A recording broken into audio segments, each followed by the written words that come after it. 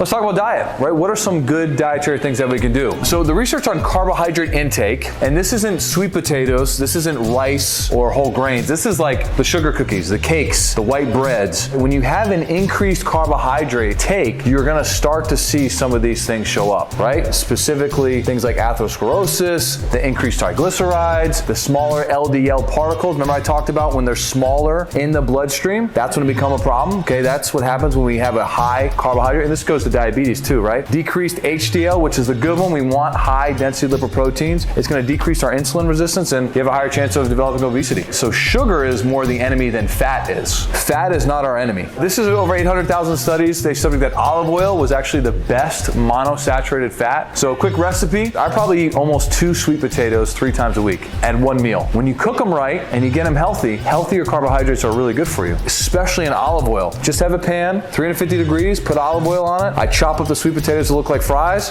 put some salt on it, 15 minutes, flip it over, salt again, 15 minutes, done. I guarantee you it's the best. You will start to get this awesome acquired taste that you'll like these better than you'll like at the restaurant. And again, it's not necessarily what you eat, it's the quality of those things as well, right? You wanna make sure it's organic. Whole Foods, I think, has the best produce, at least when it comes to grocery store. Nothing beats a farmer's market though, of course, right? Is anyone cooking at home with like Crisco oil? What do you guys cook with, Carl and Joanne? Butter and olive oil, perfect. Yeah, coconut oil is really good too. It's definitely lower calorie. Omega-3 fatty acids, right? You're gonna get that from like salmon, other forms of healthier fish, but obviously something like a supplement as well. Getting those omega-3s are really good. What are those things? The fish oils, yep, definitely recommend that. And then eliminating the trans fat. These are the things you'll see in like seed oils or, a lot of things like processed foods like Doritos or chips. Some chips have a lot of trans fats in them as well. So what are these different fats, right? We talked about the healthier ones versus the damaged one. This one just breaks it down. You got olive oil, the fish oil as supplements, or from salmon, you got the coconut products. Raw nuts is good. I think you said there was a concern. So any like raw nuts, I'm not the biggest fan of peanuts or peanut butter. They can actually have an inflammatory response in the body. In fact, I'm gonna go a little bit deep into the rabbit hole. Some of our vaccines that we took as children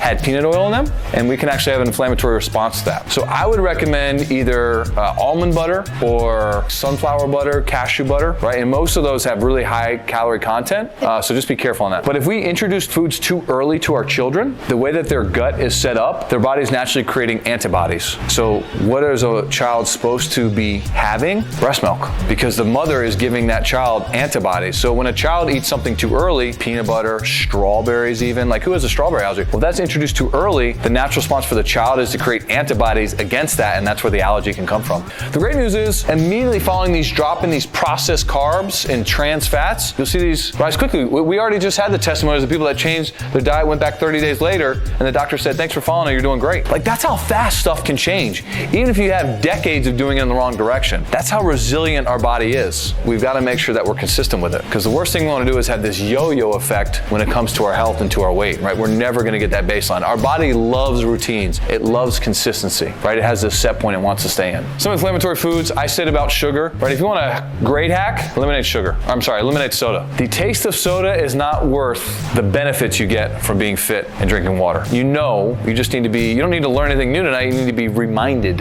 right? Reminded of what to do. Yeah, and the processed meats, cold cuts, a lot of stuff that we love at the deli, not the best thing for us. Stay as close to natural as possible. Right? We talked about that, and you're seeing this more and more because I believe children are getting introduced to these foods way too early, and they're creating sensitivities to this, right?